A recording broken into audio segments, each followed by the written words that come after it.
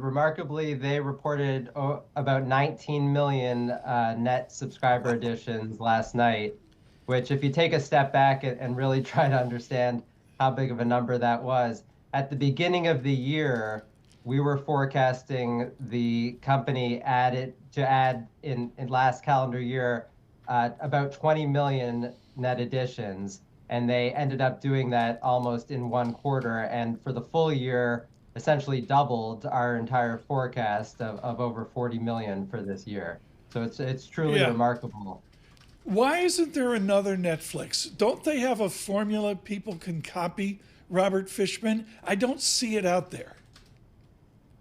Well, the other media guys are definitely trying, but it's not a easy Why? template. I don't understand. I mean, if Columbia Records has a hit with Bob Dylan, you go out and find the next Bob Dylan. Why can't they copy Netflix? I mean, Netflix has a lot of advantages, and probably the biggest one is being first and the size and scale that they've gotten to, especially outside of the US, is nearly impossible to compete. Again, we still think some of the other traditional media guys still have a ways to go, but are at least on the right path.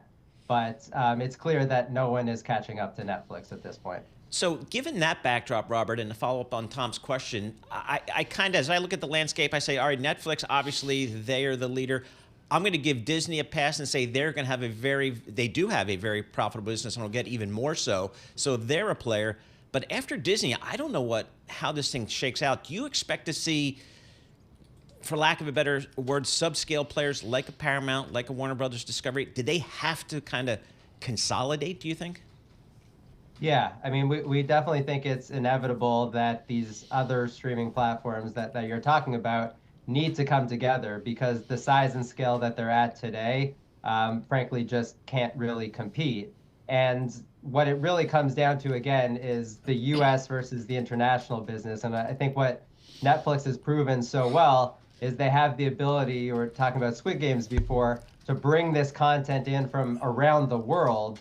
And most of the traditional media guys are really just focused on US content and exporting that outside to the international market.